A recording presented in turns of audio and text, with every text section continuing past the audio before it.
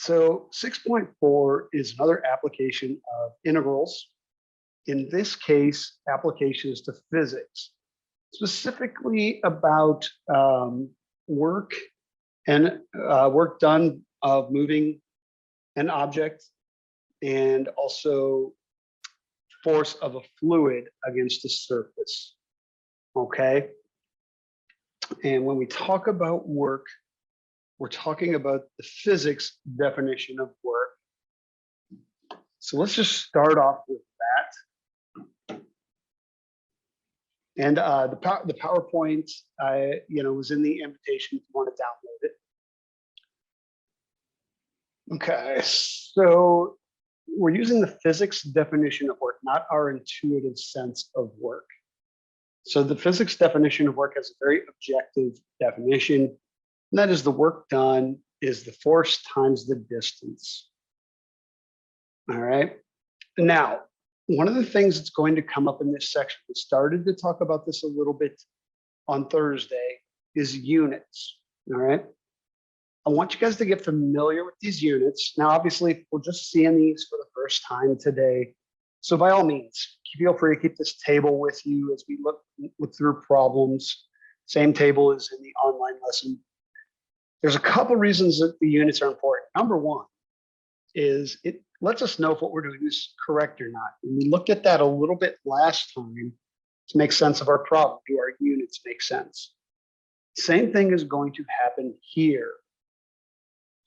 So, you won't get this table on the midterm, for example, because some of the questions on the midterm are specifically going to ask you what are the units. So you do want to get familiar with these units for work, and then the units we'll use for force of a fluid. There's not a lot of them. And again, there's a lot of crossover with what we're doing in physics. And so what you want to take from this first slide is that, if we get something, and this is going to be how you identify a couple notable differences in the problems, and I'll point these out as we do some examples. Today is going to be very example heavy. Thursday is going to be a lot more time for us to work in groups. So in international units, a force is measured in newtons, the distance will be measured in meters, and the work, remember, is force times distance gives the work. So the multiplication of something in newtons with meters gives joules. In British units, the units we're more familiar with, a force is measured in pounds. And that'll be something that we'll look at in the problem. So when we have something in pounds, we already have force. The distance is in feet. The product of those is foot-pounds.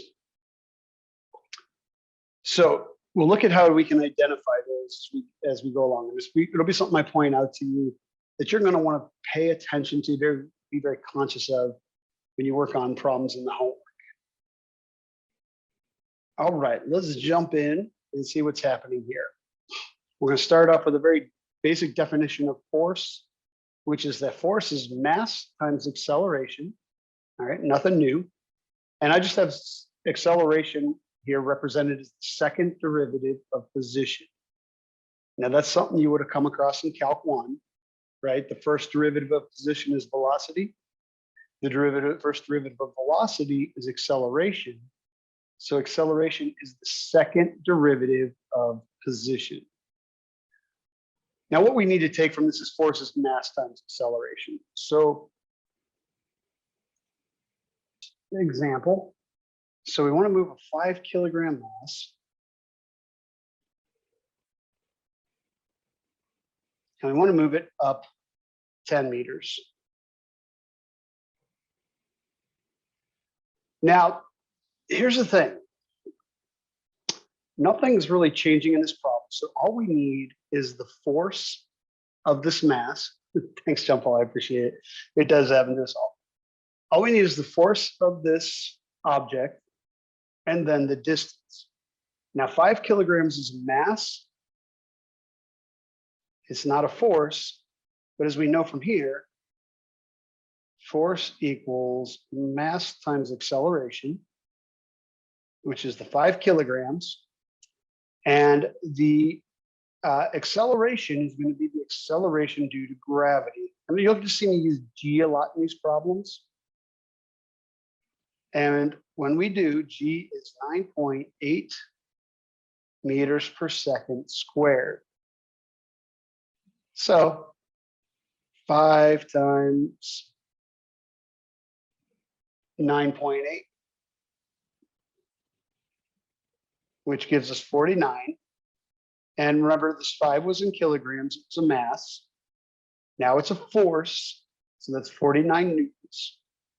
And now that we have the force to get the work done, we just take the 49 newtons, multiply it by the 10 meters, and the total work done is 490 joules. So now why are we looking at this? Because it's just multiplication. But remember, that's what integrals do. They sum up multiplicative structures. So what happens is, what's going to happen is the work is going to need an integral if we have a varying force. All right, so the situations we are going to look at,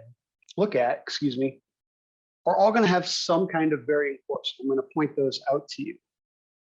So let's make this force vary. All right, so same 5 kilogram mass, except now it's going to decrease by 0.2 kilograms per meter. And that could be for a variety of reasons. You know, we'll look at one probably later. That's a leaky bucket. That's the same idea. All right, so let's see how we can approach this in a way that kind of makes us think, all right, now a definite interval is going to make sense for this. All right, so now we still want to go up a total of 10 meters, except now we're going to look at it as a slice. So say our mass is right here. This is our ith slice. And it is some x sub I from the top. All right, so that would make this distance here 10 minus x sub I. All right, so what our goal is going to be is to find what it takes to move this mass of the ith slice. Let's just say we want to move it a distance of delta x. All right, so some little arbitrary distance. And what we'll do is we'll sum up the work of going all the distances. Well, what we're going to do is we're going to work our way up. What do I mean by that? Well, let's think about it this way. We're going to start with the mass on the ith slice. It's going to look very similar to this, but now it's changing because the mass is different depending on where I measure. Because it decreases the mass as we're being raised, it's going to be lighter here than it would be down here. Now it starts at 10 kilograms.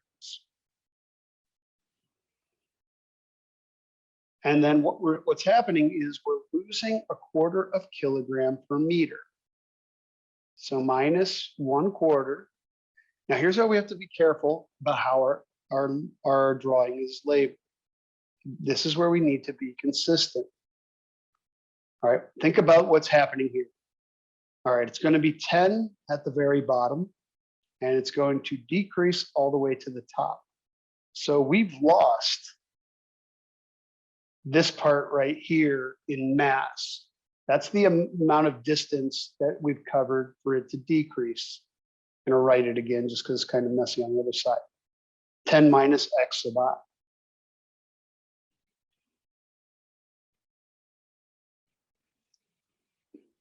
So this ith slice, what is its total mass? Well, it's 10 minus the quarter of kilogram per meter that we're losing over the meters it's traveled so far.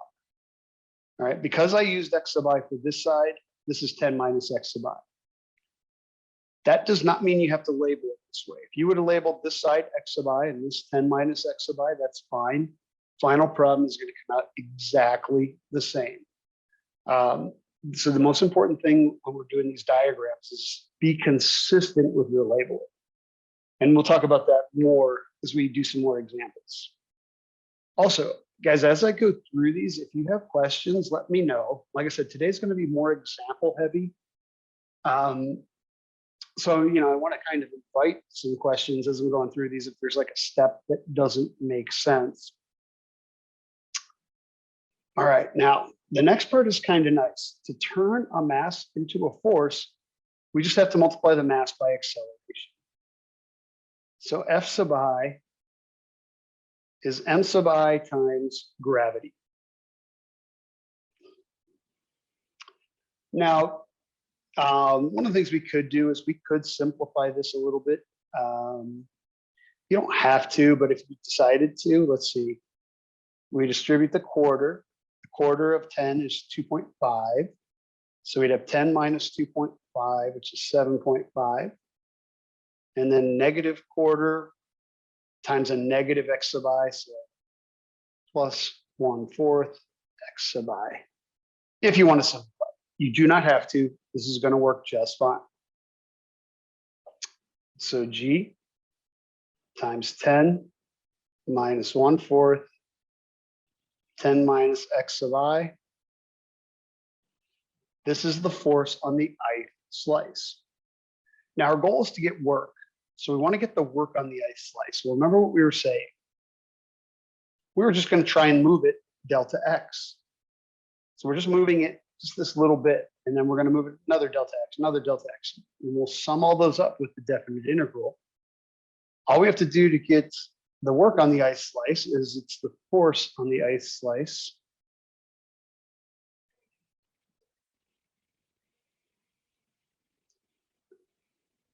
Force on the ith slice times delta x. So gravity times 10 minus 1/4 of the 10 minus x sub I delta x. You're going to see me do a list like this on a lot of these work problems, and you get really used to it. This is where slicing becomes really helpful, because what we do is we simplify the problem and work our way up. Once we have the work on the ith slice, the variables match. We know that now we're going to calculate the work. It's going to be G. Remember, G is just gravity. I like to not put it in until the end because it's a constant. I'll do the same thing when we're dealing with densities. We just haven't gotten to one yet. So you'll see me do D or G and delta a lot in these. 10 minus 1/4, 10 minus x sub I. Now we go to the dx, because we've gone from the discrete case to the continuous case. The last thing we need are our limits of our integral. Remember, it shouldn't have a sub I in there, sorry. We don't need a sub I because we are in the continuous case. And the limits, remember that x is our variable. At the bottom, x is going to be 10. At the top, x is going to be 0. So we want to integrate from 0 to 10. Just like we've been doing in this module, I'm not going to calculate the value of any of the integrals for time's sake, because the goal here is getting them set up. That's the harder part. So the same thing will go today. But even though I'm not going to calculate the final number, one of the things I still want us to be focused on are the units. So notice this problem gave a distance in meters, a mass in kilograms. So if we were to go back to that table, distance in meters, mass was in kilograms, with the force in newtons, F sub I. This here would have been in newtons. Therefore, the work, this final answer, is going to be in joules. So once we compute this definite integral, that number would be joules. So this is our first look at a work problem. Now, a couple things I want to point out, and we'll see, see if there's any questions. Just kind of notice the difference between the black example and the blue example. Both of them featured a 5 kilogram mass. And both of them, I kind of did this structure from mass to force, force to work. Mass on the ice slice, force on the ice slice, work on the ice slice. That's going to be our build on a lot of these work problems to make them a little easier to deal with. What made us need the definite integral was a varying force. So all the rest of the work problems we're going to do today, and for module 6.4, or section 6.4, excuse me, is the fact that we have a varying force. So that's something you want to be looking out for. Okay, questions about this first example?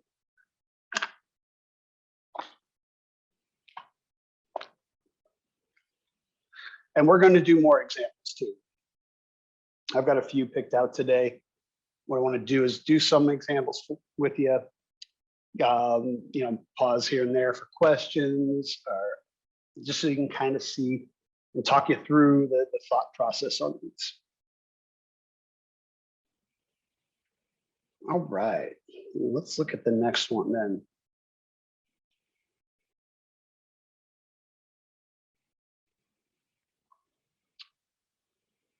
Okay. All right, so here's what's happening. We've got a force that varies from A to B. So in that last problem, the force of that object varied because its mass was decreasing. Again, think of a leaky bucket being raised. So we'll call that varying force f of x. What we do is we divide it into n subintervals. We look at the ith interval, because then f of x sub I is the force. We do this so that the interval is small enough so the force is constant. Then we get the work on the ice slice, is that times delta x. The work is about equal to the Riemann sum. We take the limit as n goes to infinity, and there's our definite integral. So it's the same idea that we've been propagating this entire module, this idea of slicing, looking at the contribution of each slice, adding them up with the Riemann sum, taking the limit as n goes to infinity, making it a definite integral. So I'm going to do slicing in a couple more problems, and then we might look at one or two problems where we don't do as much slicing because we've got the slicing idea. So what do we got next? This is a very, very common type of problem, these tank problems, emptying a tank. All right. So I find that the tank problems kind of lend themselves to a drawing. So a lot of times with the tank problems, I'll draw the tank.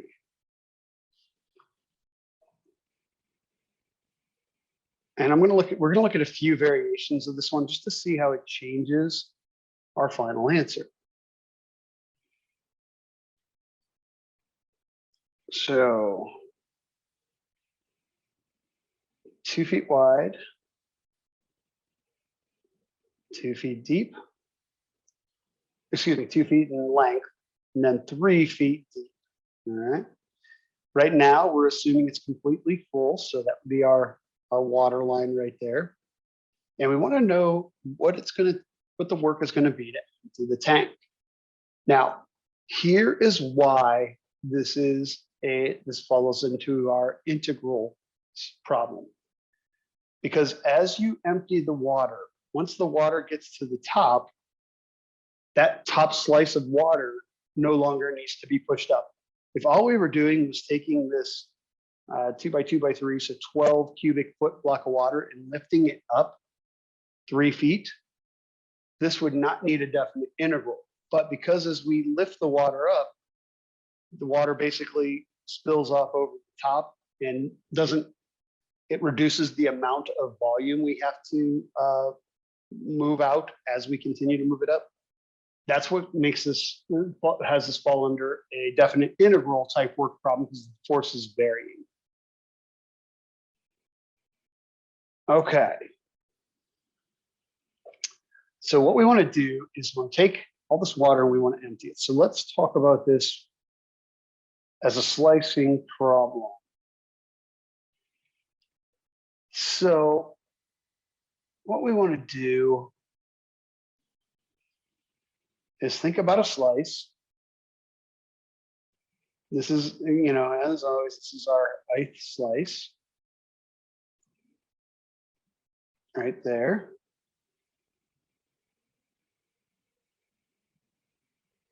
And we want to give that slice a value. Let's call it delta H. I'm not going to label anything else in the drawing just yet because I want you to see, I want to give it a little motivation for why, what else we need to label in this drawing and what we don't. And it's going to vary from situation to situation, but our focus is now on this ith slice. Now, first thing I'm going to look at, because now we got a 3D issue, a problem going on. And in the problem before, we were given the mass. This time we weren't given the mass of this, so we got to kind of work up to it. And the first thing we're going to look at is the volume of the ith slice. And all we're looking at is this slice here, the purple filled in slice. It's basically going to have the shape of a square that's just got a little bit of height. So we have 3 dimensions. It's 2 by 2 by delta H. 2 by 2 by delta H. 4 delta H. Depending on how much time today, look at some more interesting containers, like maybe a cone or something. We'll see how far we get. And guys, again, you know, if questions come up as I'm going through this, you want to pause me, you can turn on your mic and let me know, or shoot me a question in the chat. So we got the volume of the ith slice. Now, here's something that's interesting about this problem. Notice the units: feet, pounds per foot cubed. Okay, if I go back to our table, and again, you use this table until you get good at it. Feet, pounds, we're now in British units. And the reason this is important, British units, pounds are already a force. We do not need to multiply by gravity. If we have a mass is not a force. Take a force and make it take a mass and turn it into a force. We have to multiply by gravity. So that's one of the big reasons you need to know if you're in British units or international units. International units, you'll need to multiply by gravity, which is that 9.8 meters per second squared. British units, you will not, because pounds are already a force. And we'll do some in each, just to kind of go back and forth to give me an opportunity to point out, hey, look, we need G in this. Hey, look, we don't need G in this. But it's something we need to be cognizant of. So from the volume on the ith slice, we're going right to the force on the ith slice. Notice, and this is again where units can really help us out as to what's going on. Notice that the density of water, 62.4 pounds per cubic foot. Basically what that's saying is if we take this and multiply it by volume, which would be in cubic feet, that's going to give us something in pounds. So let's kind of keep track of the units. This is going to be cubic feet. Now, to get the force on the ith slice, all we have to do is take the volume of the ith slice times the density. I like using this delta for density. Let's make a little note of it. Delta equals density,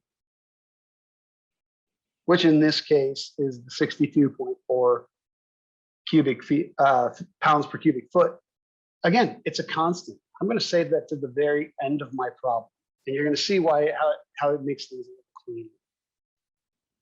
Now, multiplying these two together, I'm going to have 4 times delta lowercase delta, uppercase delta. So I know I'm calling the same thing, delta H. And because now we're taking something that's in pounds per cubic foot times something that's in cubic feet. I don't need any equals there, excuse me. Our units would be pounds, all right? That checks out because this is a force. Our force should be in pounds. So a couple reasons that I stressed the paying attention to the units. One is it's something we should know, so we know what we're solving, but also it should make sense. This is a force. Our answer, we should be in pounds at this point. I'm going a little slow through these first couple examples. As we go through more, I'll probably go a little quicker. All right, force on the ice slice. We now need the work on the ice slice. That's the force on the ice slice times the distance traveled. Now here's how this works. All we care about is the distance that just this slice has to go to get out of the tank, which is this distance right here. Well, that is going to be H sub I because it's different whether my slice is here versus whether my slice is up here or down here. That slice needs to go H sub I units to get out of the tank. Now, like I said before, we could make this H sub I, and then this would be 3 minus H sub I. Answer is going to come out exactly the same. So just make sure you're consistent through the whole problem. So taking that that force on the ice slice and moving it H sub I out gives us the work on the ice slice. So we have 4 delta H sub I delta H. Now notice the variables match. Now, something I want to point out here is why the variables match. Notice delta H was a vertical measurement. It's just that thickness of our slice. H sub I is also a vertical measurement. So we would use this. We don't want to introduce another variable for this because they're in the same direction. This is going to be our variable, and this is going to be delta of our variable. Now, if we were going this direction on our slice and we wanted a widthwise, that's when we would have to get some relationship between the two variables. And again, I'm sure we'll do an example where we have to deal with that as well. And I'll make sure to point it out. All right. This is where you want to be. Oh, wow, I'm almost done. We've got the work on the ice slice. Oops.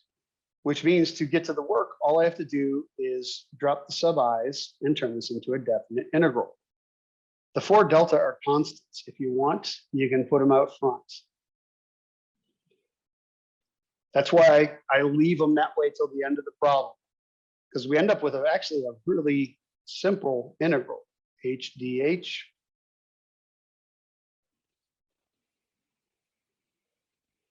And so the last thing we need are our limits.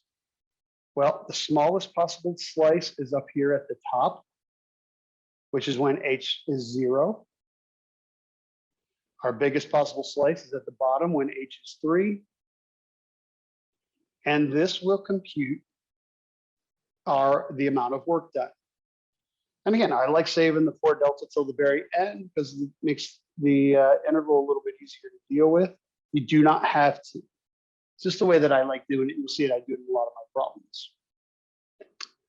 Now, right here, we took something that was in pounds, right? This was in pounds. Multiplied it by h, which is a vertical measurement, which is in feet. So the units on this thing are foot-pounds.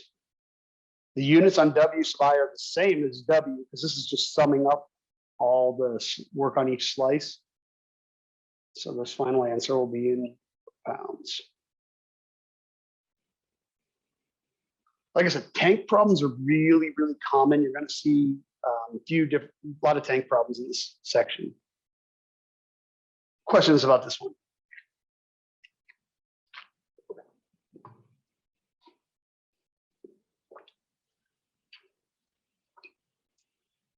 Okay, let's look at two different variations to see what would actually change and what doesn't in our integral. So this is a new problem. Same tank, same situation, but now we want to empty to a point 3 feet above the top of the tank. All right. Let's change colors. Keep track of all this stuff. So now we want to go and get it out all the way up here to a point that is 3 feet above the top of the tank. All right. And let's kind of go through the steps and see what changes, what would change and what doesn't. We'd still do the same thing for our slice. So it turns out in this green version, let's call it, nothing changes as far as the volume of the ice slice. Well, to go from here to a force is the same. So the force on the ice slice would be the same. Here's where we're going to see the difference. Now, to get this slice out out completely, has to go up h sub I plus another 3 feet. So that distance there is going to be 3 plus h sub I. So where it's going to finally change is the w sub I. Well, it's still going to have the same f sub I, but it's going to get multiplied by 3 plus h sub I. So when we go to create our interval for the work, it's going to look very similar. For delta, this now will be 3 plus h dh. And now here's the interesting thing. When this, this is going to take a little while to get used to. Remember what we're integrating over. We're integrating over h. H can only go from 0 to 3. So the limits actually don't change either. Now here's why this makes sense. This slice that's at the very top, it has to go 3 feet to get out. Well, that's going to be when h equals 0, because that puts our distance at 3. We can also look at it up here. H sub I is 0. We have the force on the ice slice times 3 feet. At the very bottom, when h is 3, well, that last slice has 6 feet to go out. 3 plus 3 is 6. So that's the 6 feet that very bottom slice has to go. So the only thing that changed between this integral and this integral was the distance we had to go to get the work. Everything else was the same. Questions about that?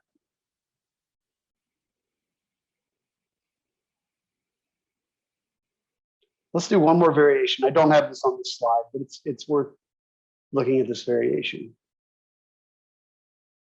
Let's say we only have 2 feet of water. We're not trying to go the 3 feet above, just 2 feet of water. We want to get it above 2 feet above. We just want to get it out the top of the tank. So the red version is going to be water is 2 feet deep. Okay. That slice stays the same. That force on the ice slice stays the same. And now to move that slice out, well, it's still h sub I. So it turns out that in this red case, the work on the ice slice stays the same. So it has the exact same integrand, the 4 delta h dh as our first example. Here's what's going to change: the limits. Because what we're integrating over, or what we're slicing, is the water, not the tank. So now our top slice, which is basically my red top of the water here, to get that top slice out, it has to go 1 foot. So our lower limit is actually going to be 1 in this case.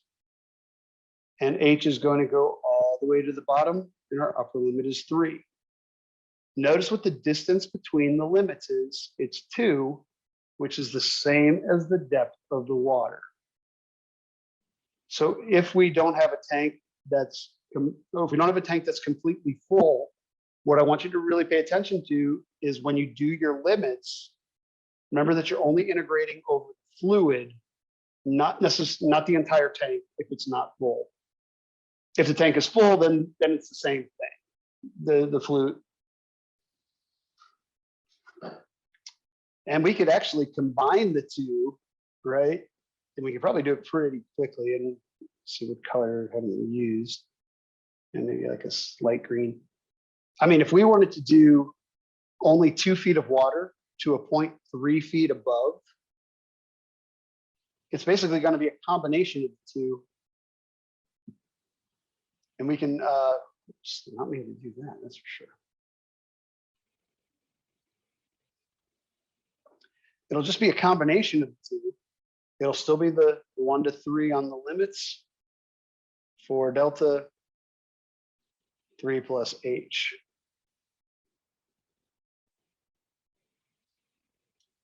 DH. So this would be 2 feet of water to 3 feet above. Now, I'm doing this because I just want you to, because it's a basic example, because the square bottom of the tank makes it a little bit easier to deal with. But what I really want to point out, the reason I'm doing this is these are different variations of the same problem. Go to 3 feet above the tank, only 2 feet of water when the tank is 3 feet high. I wanted you to see what part of the integral gets changed when that happens. When to go to that extra 3 feet, well, we just had to add it onto our distance. But when we only had 2 feet of water, it altered our limits. Questions about this example?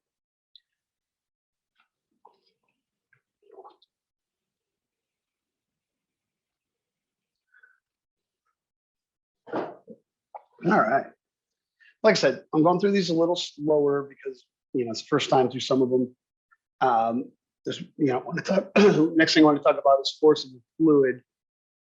Then after that, we'll see what time we have left, but I'll hit a couple more examples, but I'll do them a little bit more quickly. And there's obviously examples in the lesson. You're going to have examples in the homework.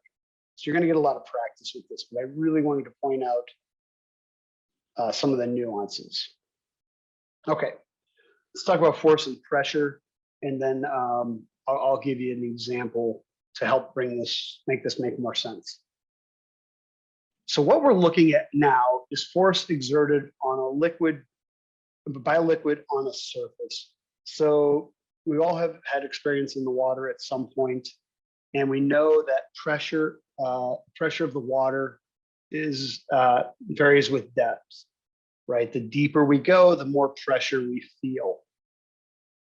So what we're going to look at is how to take the pressure at a whole bunch of different points and sum it up to get the total force on the surface.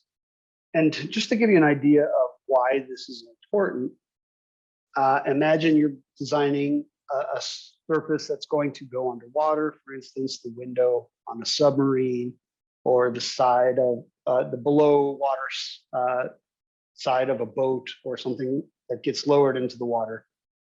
It needs to be able to handle a certain amount of force over the entire panel or over the entire window, but the pressure isn't constant over the entire panel or window if they're vertical. So these are just some definitions. Pressure of a liquid is the force per unit area exerted by the liquid. It's equal in all directions at any given point, but it increases with depth. And that's where the integral is going to be involved, because we basically have a varying pressure. So one thing to point out, before we were looking at a varying force to calculate work. Now we're going to look at a very pressure to calculate force, specifically of a liquid against a surface. So here's how we do this. It's a pretty cool little trick. This is if we're in international units. It's very similar in British units. The biggest difference, again, is whether or not you need to multiply by gravity. So at a depth of h meters, the pressure P is given by computing the total weight of a column of liquid h meters high with a base of 1 square meter. The reason we do that is because that makes the volume h times 1, which is just h. All right, so that allows us to really simplify this.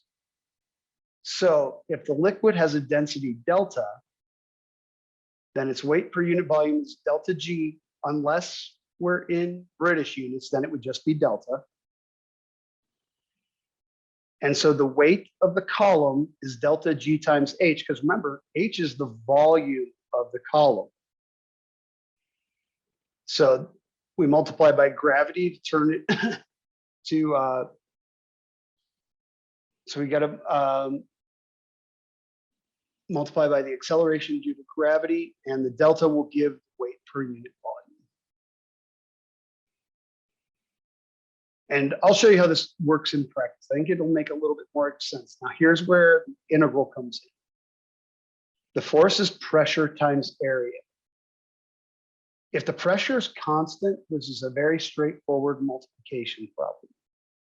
And when it's not constant is when we need a definite integral to sum up over this multiplicative structure. So the units get changed up a little bit here, and we'll talk through these as well.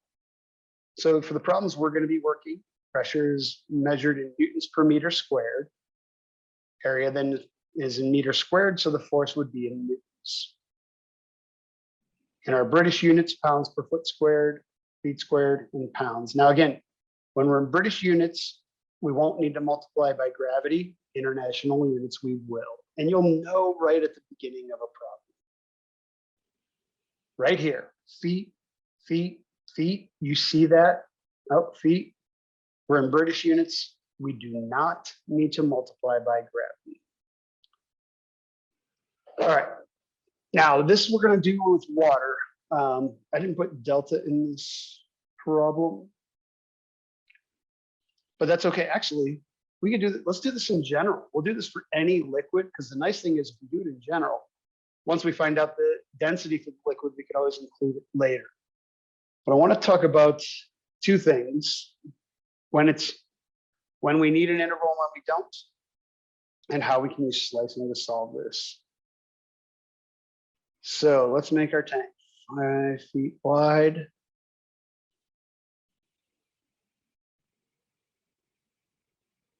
Four feet in length. So 5 feet.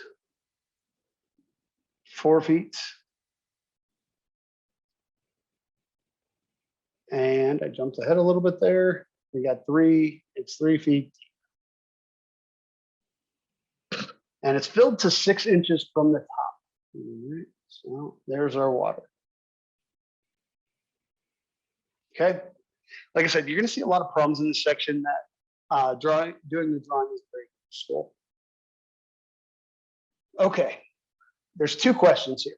We want the total force on the bottom of the tank and the total force on the wider side of the tank, or the front of this tank. All right, so let's do the bottom first. Now, here's what's interesting about the bottom. At the bottom, which is basically down here, the water pressure is the same at all the points because they're all at the same depth. So at the bottom, what we need to look at is how deep we are. And that bottom is 2.5 feet deep from the surface. That's the H. So we have, let's kind of go through this. So the force is equal to the pressure times the area.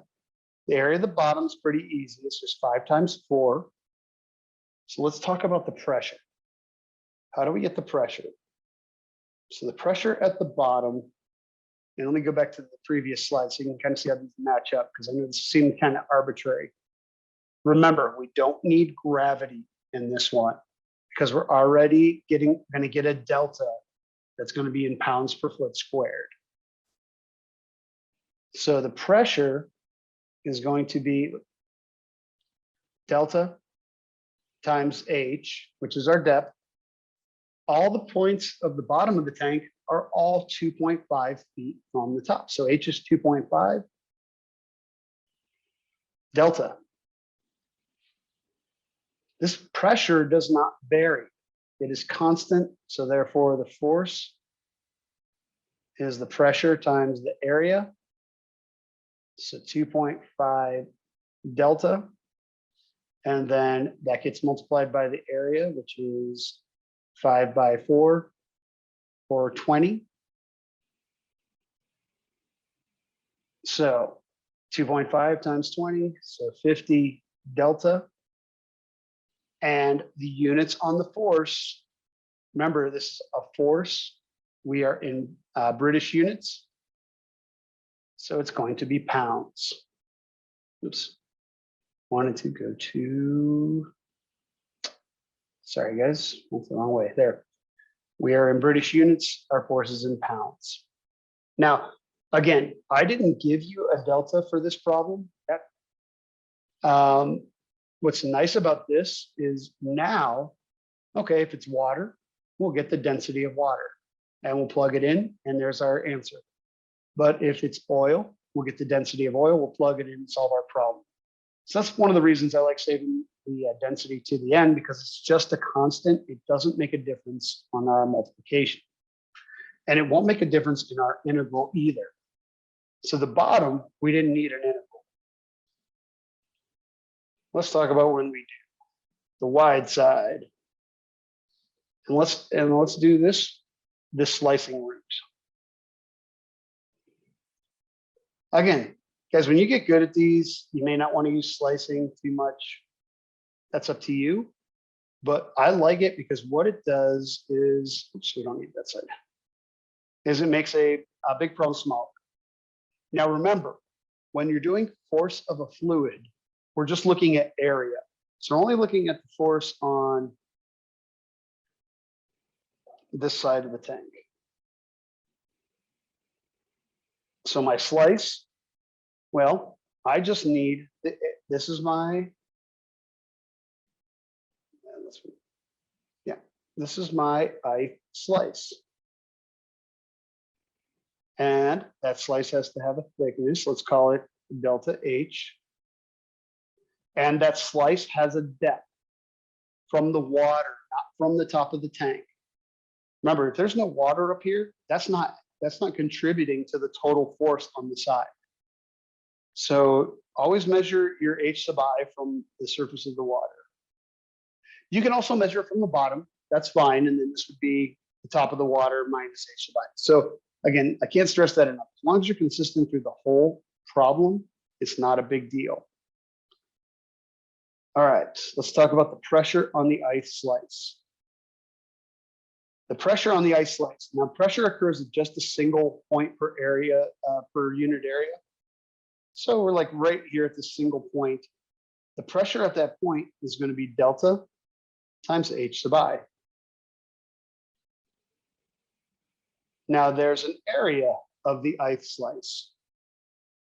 This slice is the shape of a rectangle that has a width of 5, because it's a constant width, times delta H. And now the force on the ice slice is the pressure on the ice slice times the area of the ice slice. We basically multiplied these two together. Delta H sub I times 5 delta H. I like grouping my constants, so I like to put the 5 and the delta out front. And then H sub I, let's make that sub I a little nicer. H sub I delta H. Our variables match. We're already at the force on the ith slice, which means we are ready to turn this into a definite integral. So the force is going to be, a lot of times I'll pull the 5 delta out of the integral, but for today, let's put it in there. Don't need the sub I on the H, dH. Last thing we need are the limits on H. Now, at the very top of the water, H is equal to 0. Now at the bottom, it's at 2.5 feet. And something to remember, and this is gonna, this will come up in some of the homework problems. Be consistent with your units. We want to be in feet. So if we were given, so like here, when we were given 6 inches from the top, we're probably better off at converting that into feet. So 0.5 feet from the top, which means the depth down here from here to here is from the top of the water to the bottom of the tank is 2.5 feet. And those will be our limits. And our force will come out in pounds. Now, again, I left delta because we didn't get one in this problem. Not a big deal. We will save the delta till later because then we can handle the density of any liquid because it doesn't change the rest of the problem. So that is force of a fluid. Questions at this point? Questions about this problem, force of a fluid?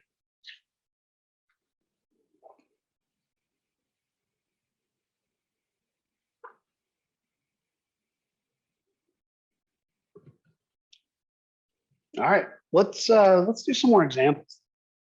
Change context a little bit.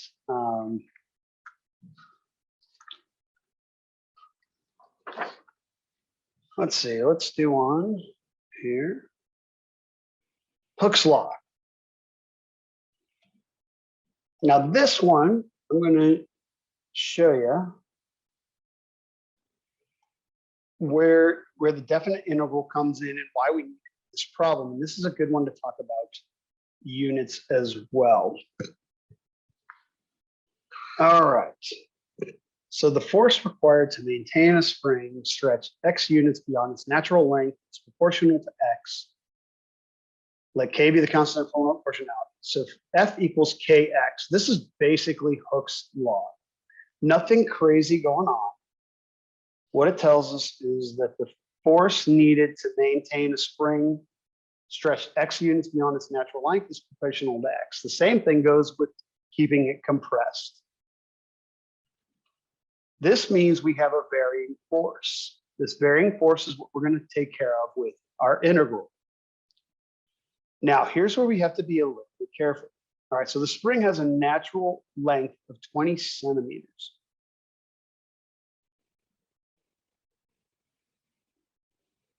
So let's say that that's the unstretched, uncompressed spring is 20 centimeters. What we know is that a 25 Newton force is needed to stretch it an extra 10 centimeters. So let's change colors for the stretched part. So we stretch it an extra 10 centimeters. Sorry, this isn't to scale, but you get the idea. So what's happening is we stretch it out to 10 centimeters. This is the amount of force. Now, here's something to remember. Remember that Newton's specifically deals with measurements that are in meters. So when we do this, we don't want to use centimeters. We want to use meters. So this would be 0.1 meter. This would be the 0.2 centimeters, excuse me, 0.2 meters. So that's what I was talking about earlier. We need to make sure we're consistent with our units. So if we were like on the other problem, where we were given something in inches, we want to think about it in terms of feet. In this case, if we're given something in centimeters, we want to use all these numbers in meters. So here's how this is used to get the formula for the force. So we know that 25 newtons is needed in order to pull this out 0.1 meter. So what's happening is the force required to maintain a spring stretched X units beyond its natural length. Excuse me. Its natural length was 20. We pulled it out to 30, which was only an additional 10. So that's why right here is just 0.1, not the whole 30 centimeters, because it's 20 natural resting length. It's pulled another 10. There's the 30. We solve this for K. This is going to give a K of 250. What that gives us is our varying force. Remember what we were talking about earlier. Why do we need a definite integral to calculate work? We need a definite integral to calculate work if there is a varying force. So to calculate the total work on this is going to be 250x dx. This is the distance. Remember when we looked at moving that mass up, we looked at moving it delta x. We're kind of doing the same thing here. We're moving it delta x by delta x. And then we want to know how much work is required to stretch it from its natural resting length of 20 centimeters out to 25 centimeters. Well, at 20 centimeters, we haven't stretched it at all, so that would be 0. And then we're pulling it out 5 centimeters, but we have to do it in meters. So 0.05 meters would be our upper length. Now, this is a work problem. This is in international units. So it would come out in joules. So I want to do some where we don't do the slicing, just because I don't want you to feel like you're stuck in this slicing box in this entire section. But I do think the slicing is really helpful to see how these things build from a small problem to a bigger problem. I want to make sure we did a Hooke's law so you guys had a chance to see it. Questions about that one?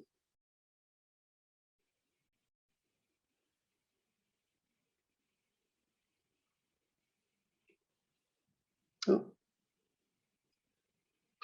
Okay, let's do another work problem.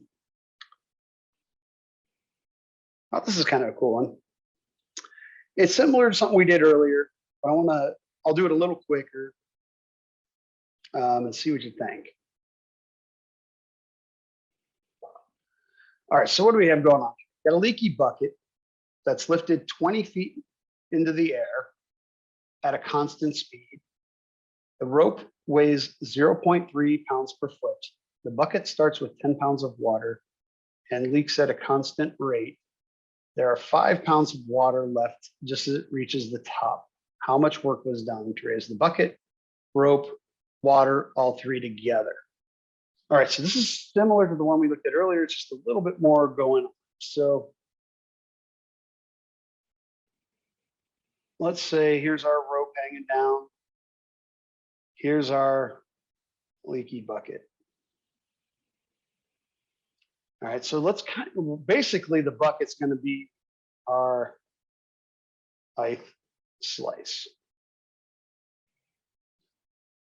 And we're going to look at 3 different things going on, but they all add up to give the total work. So we look at the bucket. We're going to look at the rope. And we're going to look at the water. Now the bucket. Notice the units, pounds, pounds per foot. We are in British units. We do not need to multiply by gravity. So let's just talk about the force on the ith slice. Well, on the bucket's 5 pounds at the bottom, the bucket's 5 pounds at the top. So the bucket Its force is just the 5 pounds. All these will be in pounds, so let's actually not put that there. We'll put it at the end.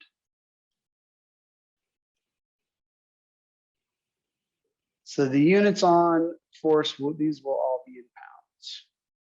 Actually, let's clean this up a little. See a better spot. All right, so give me just a second. So there's our, we're going to think of the bucket as our ith slice. And this is going to be our F sub I, and it is measured in pounds. The bucket's 5 pounds at the bottom, bucket's 5 pounds at the top. It's getting raised 20 feet. So we don't need a definite integral to get the work done on the bucket. The work done on the bucket is just 5 times 20. So 5 times 20. Because it's the same weight it is here that it is up here, being raised up 20 feet. Now here's where things start to get interesting. The rope varies because as we pull the rope up, there's less of the rope that needs to be pulled up. So the rope has a varying force. And the water has a varying force because it's a leaky bucket. And we're running out of water. We start with 10 pounds, we end with 5 pounds. So these are going to vary. This is where things start to get kind of cool. And, you know, we can say, we can label this either way. We can call this one X sub I, or we can call below our slice X sub I. It doesn't matter. We're going to get the same thing either way. Let's do X sub I there. Now remember, the whole thing is 20. So this is 20 minus X sub I. It doesn't matter which one you call X sub I, which was 20 X sub I, as long as you're consistent through the whole problem. All right. Now remember, this is our ith slice. The bucket is right here. We're going to be moving all, we're looking at, W sub I is all of it. How do we move that delta X? Well, that's 5. Delta X, well, when we move the whole distance, there's our 20. Let's talk about the rope. Here's our rope. We have X sub I feet of rope, and its density is 0.3 pounds per foot. So the weight of the rope at this given point is 0.3 X sub I. There's our varying force. Now that needs to get moved up delta X. So we have 0.3 X sub I, delta X. And now, as we've talked about before, all we need to do to get this into our definite integral, 0.3 X sub I dx. And X sub I is going to go from 0 all the way to 20.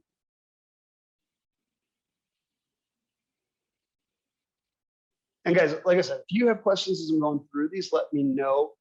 At this point, I'm just kind of going through some different variety of examples just to give you some different exposure to see what kind of questions come out. All right, last thing is the water. So the water, we have to do a little bit of work on this one because we weren't given how quickly the water is draining, but here's what we know. There's 5 pounds left as it reaches the top. There's 10 pounds. There's 10 pounds at the bottom. So it goes from 10 to 5 pounds over the course of 20 feet. And it leaks at a constant rate. Now, what we know, and this is kind of similar to the rope, we need to know the change in pounds per foot, right? It goes at, at 20 feet, at the 20-foot mark, it's going to be 5 pounds. And at the bottom, it was 10 pounds over 20 feet. Actually, I don't want to put that right there because I'm going to need that space.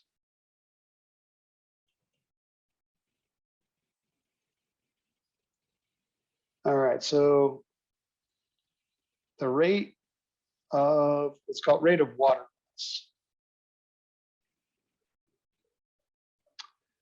So we're losing 5 pounds over 20 feet. Well, that means we are losing 1/4 pound per foot. Excuse me. This is basically that changing, similar to the density of the rope. That's that changing density of the water. Now, you need to think about what the water looks like. So at the bottom, when we're down here, the water is at 10 pounds. Haven't lost any, but we're losing 1/4 pound every time we go up a foot. So what we need to do is figure out how much water we have at our ith slice. Well, how far up have we gone? We've gone up 20 minus x sub I feet. So we start with 10 pounds. We've been losing 1/4 pound for 10 minus x sub I feet. And once again, we could, oh, sorry, not 10 minus x sub I, 20 minus x.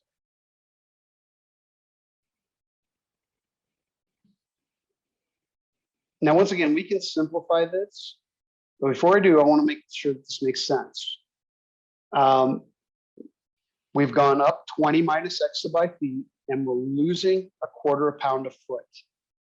So that's what this part here is saying, losing 1/4 pound a foot times the 20 minus x sub I feet. We're starting with 10 pounds. If you want to simplify this, you can. You distribute the 1/4, so that would be -5. So 10 minus 5 is 5. And then -1/4 times a negative x sub I is plus 1/4 x sub I. So that might be easier to deal with going forward. We'll deal with the simplified one this time. But based off our diagram, based off the way I decided to label it, this is a way of setting it up. Okay, so again, all we have to do is multiply it by delta x, excuse me. So 5 plus 1/4 x sub I times delta x. And to get the work on this for the water will be 5 plus 1/4 x dx. And once again, from 0 to 20. Now, I did each of these separate, and I did that on purpose because I wanted to examine each of them separately because there's a lot going on in this problem. But here's something I want to talk about is we could have done this all as a single problem. Okay. Adding those up will give us the total. I could have just as easily added them at the f sub I step. For the whole thing, we could have added them here. Or we could have added them here. So they all could go in the same definite interval.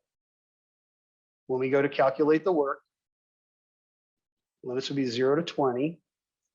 And we could just basically take it from this step, 5 plus 0.3x plus, I'll put it in parentheses for note's sake, 5 plus 1/4 x dx. Because all of them have the same limits, 0 to 20, there's your 5 times 20. And then we see the other two definite integrals. We could simplify this a little bit, adding the 5 and the 5. 0 to 20, we got 10 plus 0.55 x dx. So after all said and done, this integral of just this linear function would give us our work done and our units for this, because we're in British units, is foot pounds.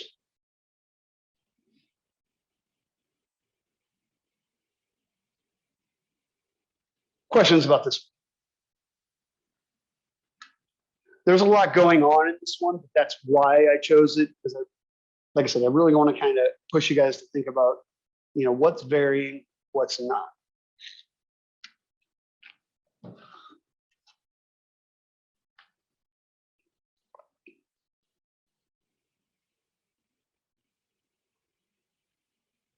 All right, let's see, what do we got? Now we got about 15 minutes left. We have time left for one more. Let's see, what would be, let's do an emptying the tank problem. That's maybe got a little bit more going on than the one we did earlier. And then we'll finish on that. I think we can get one. I think we can squeeze one in here in the last little bit. So not that one. Yes, right here. And we'll do this. Let's empty it to a level 2 meters above the top. All right, so we got a trough that has a triangular cross section. So what's going on?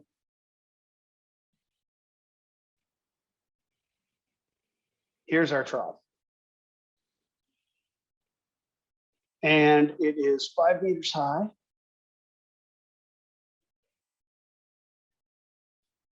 It is 3 meters wide at the top. So let's put this back here so it's out of our way. And it is 8 meters long. Distance there. All right. This one is filled up to 3 meters with water. So it's not all the way full. So let's mark that. Let's do this. So that is only 3 meters. And we want to empty this to a point that is 2 meters above the top of the tank. So a really nice problem, a lot going on. And let's talk about how we slice and build to our final answer. So there's our well. It's not all the way full. All right, so first off, first thing I want you to notice is the units, meters, kilograms, meters cubed. We need to multiply by gravity at some point. It better be in our final answer, okay? Now, if we do a slice,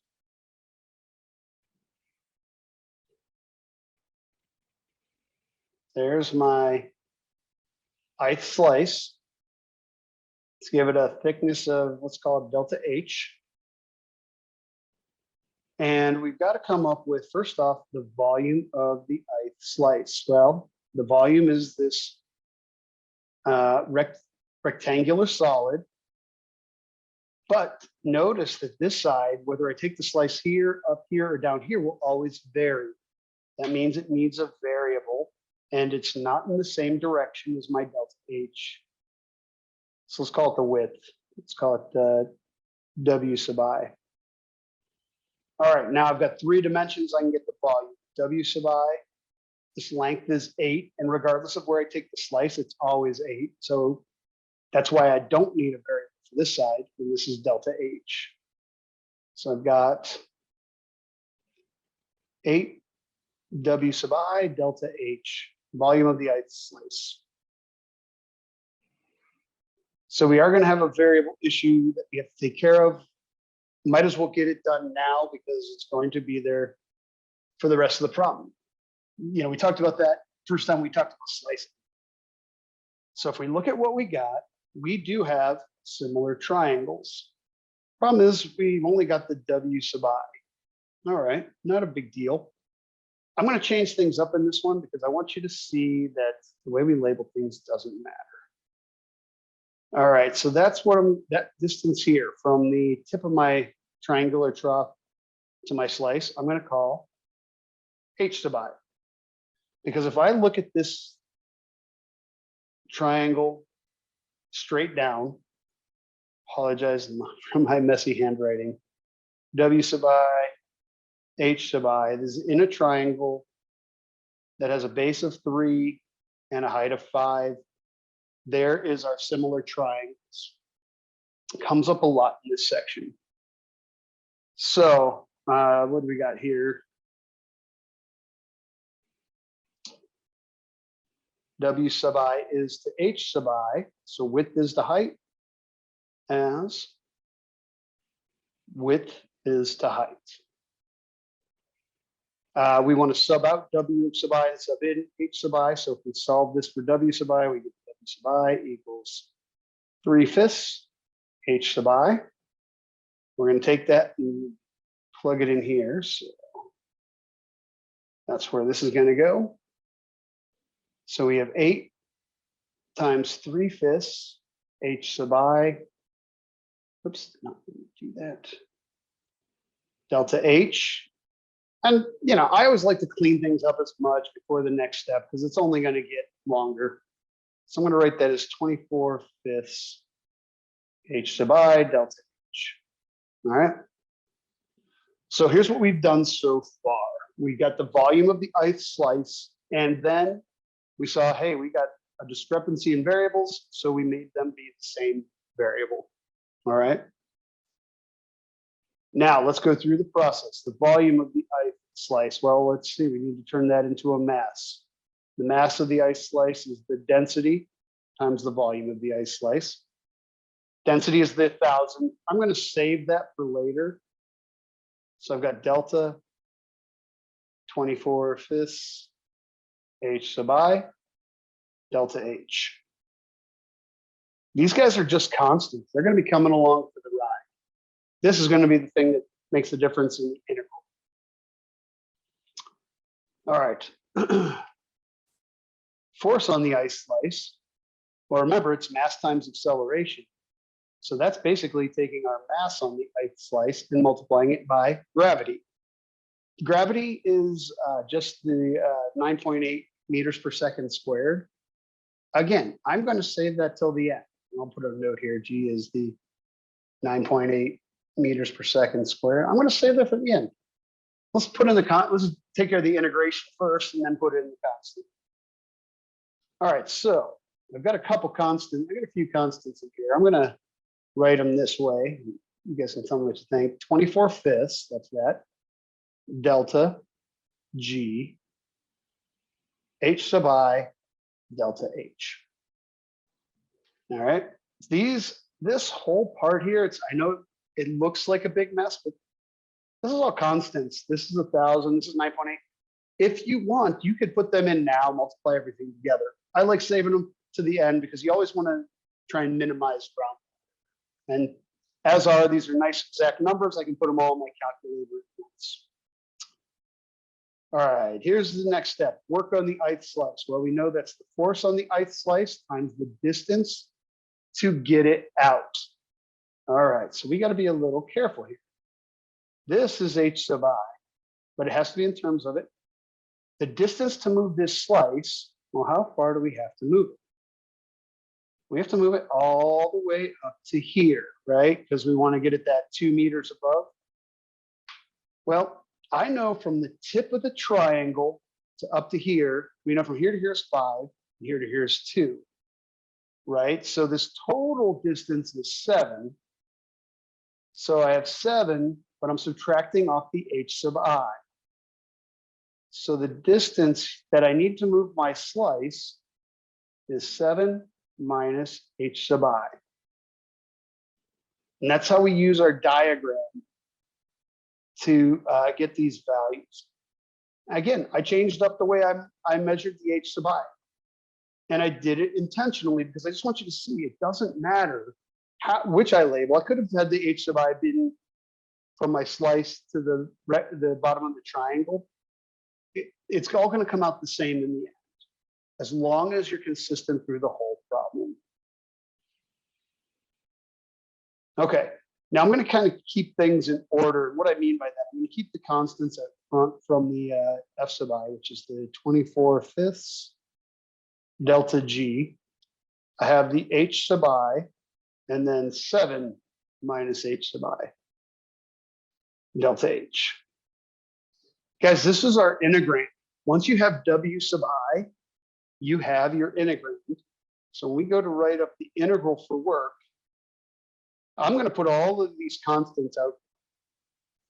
24/5 delta G. Those are just numbers that I'll multiply my integral by at the end. H, 7 minus H, dH. We are good on everything. We just need our limits. And so when you go to do your limits, here's what you want to remind yourself. What's your variable? H. Where is H in your diagram? H is the distance from the tip of the trough, or basically the bottom of the trough, or the bottom of the water, or I think it's water, yeah. So that means the lowest H can be is 0.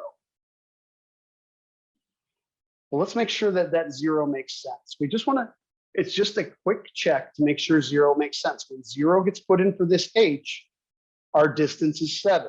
Well, if we're at the very bottom of the tank, it's going to be 7. I think I might have called it 7 feet. Sorry. It's going to be 7 meters to get out of it. So the 0 makes sense. Now we're integrating over the water. So H is only going to go up to here, right? We don't want to go to the top of the tank because the tank's not full. And the water is only 3 meters deep. So H is going to go from 0 to 3.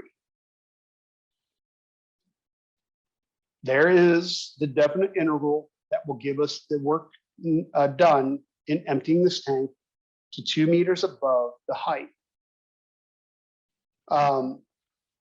Now, once we're done with this will be in joules. But had we labeled the H a little bit differently, like let's say we had done the H from here to here, our limits would have looked a little different. So all these things coordinate depending on how you decide to label your diagram, because there really is an infinite amount of ways to write up this integral that will come out correct. But based off of the way we normally do the diagram, there's probably only 2 or 3 possible iterations we're actually going to see. And depending on whether I label my H from the bottom to my slice or the top to my slice, well, that's going to affect the way the rest of the problem looks. But it will still give you the same value for the work done.